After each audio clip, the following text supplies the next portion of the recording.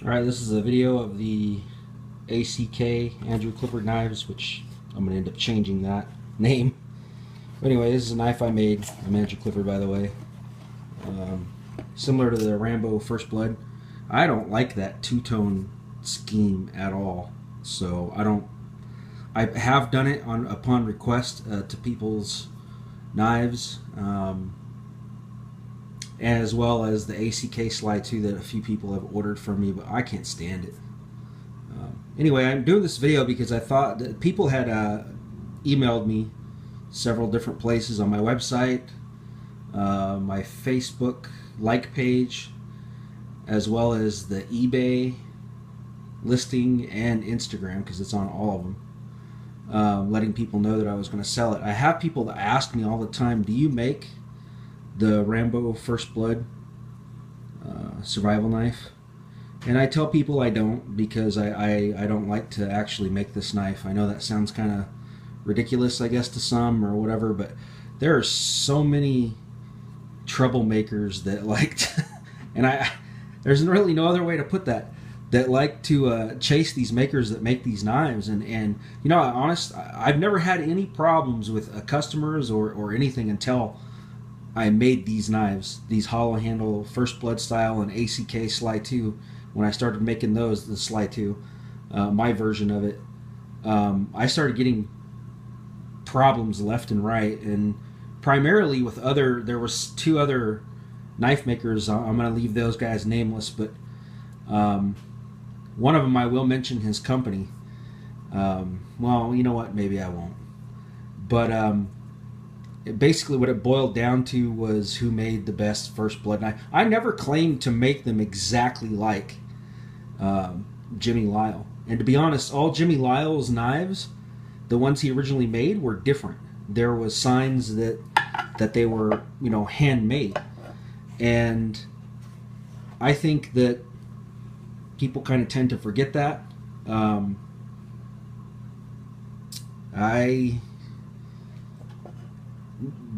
I'll just stop right there, because I really don't want to drag myself into something that I generally like to keep away from the drama.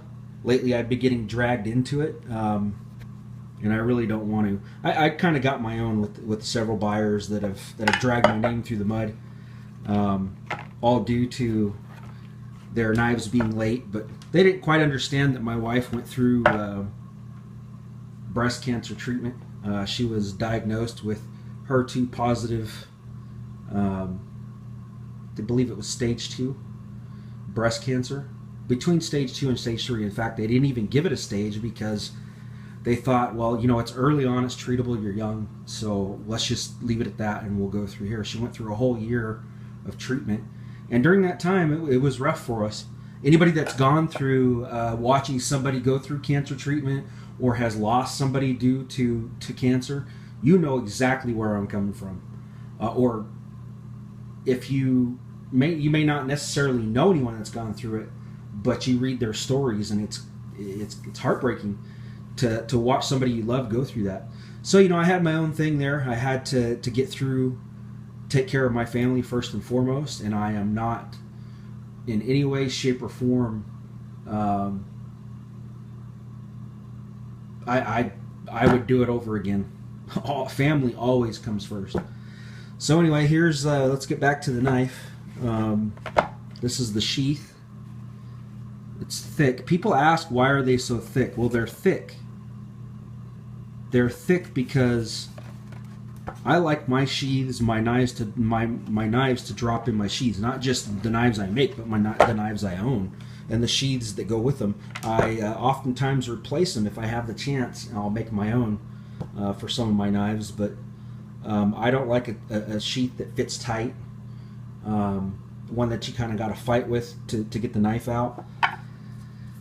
So going back to that handmade issue, there are a few signs here on this thing that it's handmade. I mean, it's not. I got a little mark there. I don't know what that is. There's oil on this blade. It's actually kind of dried up a little bit, and the reason why I do that is because it actually gives a finish, a duller finish, and it's sandblasted. So it's stainless steel. It doesn't need oil, but And then there's oil on it from sharpening, because I do sharpen, hand sharpen mine. So there's the end cap. It's kind of, can't see it down inside there, but the handle is thick. I mean, this is a heavy knife. It's not light. It's lighter than a lot of others, I suppose, but T6 aluminum screw cap. Has a 440C stainless steel blade, a 303 stainless guard, a 300 stainless steel handle. So it is heavy. It's a nice knife. The sawback is functional. We even tested it.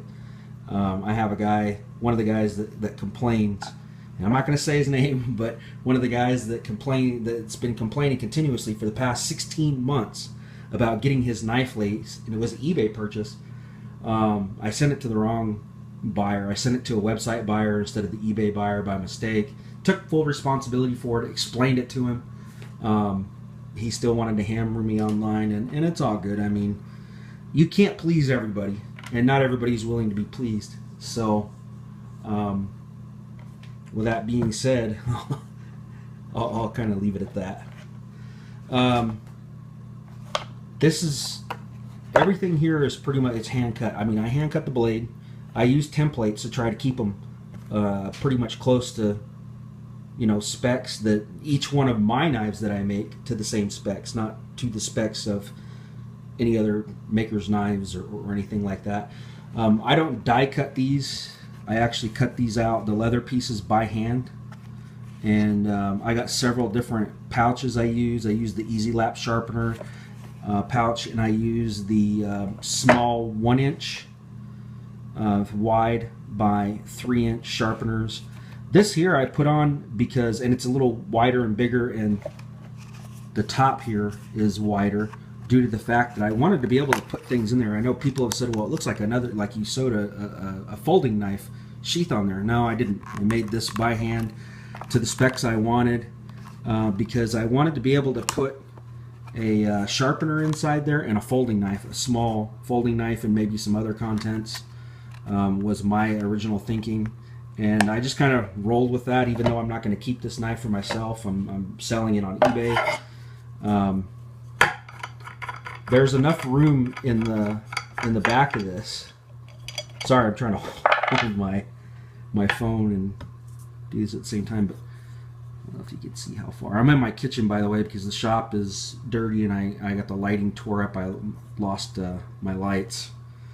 Got to replace the fixture, but my finger is touching the end there, so about that much. I would say that's 2.5 inches. Realistically, I don't know who puts anything in those. I mean, the whole Rambo movie and him storing all his stuff in there was great, I guess, because he was a traveler. So, you know, that worked for him. You can put matches in there, other things, but to be honest, this pouch here is a little wider so that you can put a few more things in it. And for me, I don't use a Rambo style knife. I do have several hollow handle knives. I got a Randall 18. I got one of my own versions of the Randall 18, and I have one of my own versions of the Parrish Randall 18 style that I've done. You can go to my website and see that. In fact, I'm in the middle of redoing my website, so check back often. But I don't put anything in the handles of that. I mean, honestly, I have a pack, and I have several places that I keep my survival contents together, you know, handsaw, small emergency kit, stuff like that. And to be honest, I've never had to use them. I go out quite a bit on my own, and I've never been in a situation where I've had to use any of that stuff. I've even been out for days at a time and never had any issues, but it all depends on what you're doing and where you live. So, but that fits in there, it drops in there good. I know some people look at the pictures and they can't really see what it is that, I don't know, they don't see the knife as it really is. Pictures do no justice. Hopefully this video helps you out and shows you what my work looks like. But the knife fits in there all right. It doesn't dance around or anything like that. Kind of kept it with the specs of the movie because that's honestly kind of what people were wanting there for a while. I just kind of ran with it and did it. Otherwise, I would have put a button strap on it, but it would be no thing for you guys to, somebody to maybe drill a hole on each side there and lash it with leather or paracord or something and at least keep it in place, or however. I mean, I didn't do it just because the style. I don't know. I also wanted to show the date because, again, going back to that guy, I probably should have mentioned this earlier, but going back to that guy that's complaining, says that his claim is, oh, the knives aren't made and you buy them on, if it's an eBay auction, you're buying them and then he makes them. That's not it at all. Let's see. See the date? I have my other phone here. Here's my wife. But you can see the date. Let's see. Wednesday, December 14th, 5:52. So this knife here is ready to go.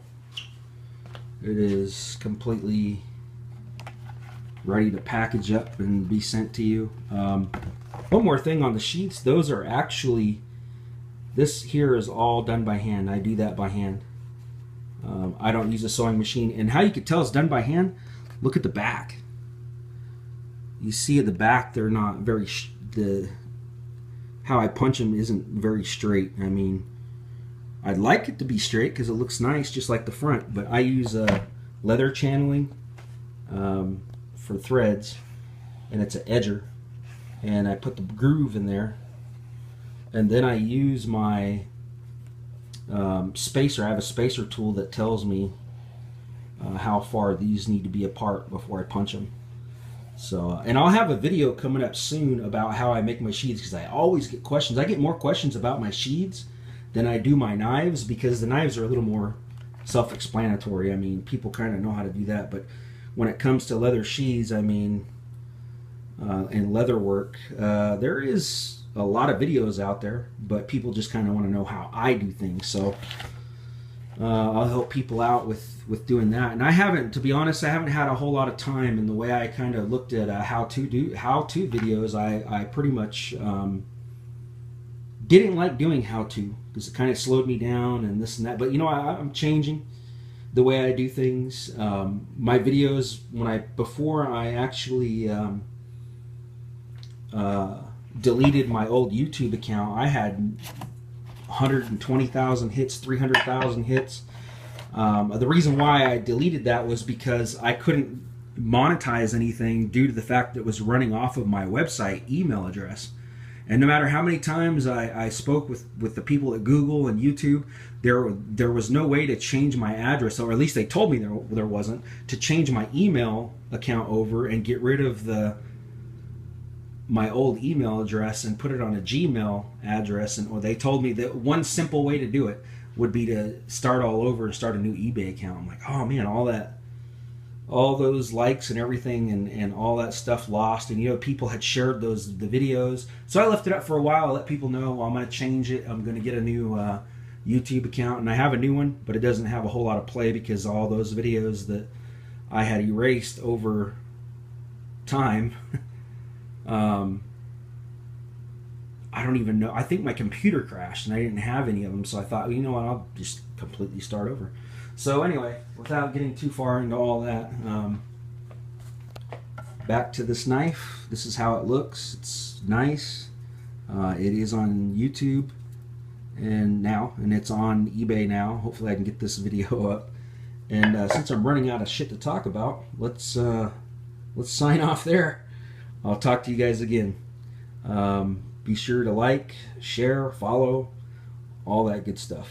And obviously you could dislike it too. You have that option, but I'm not one of those that'll sit back and dislike a video and talk shit about it. I'll just move on and scroll on to the next thing that I like and leave it at that. So if you're one of those people that has to dislike everything, by all means, nobody's holding you back.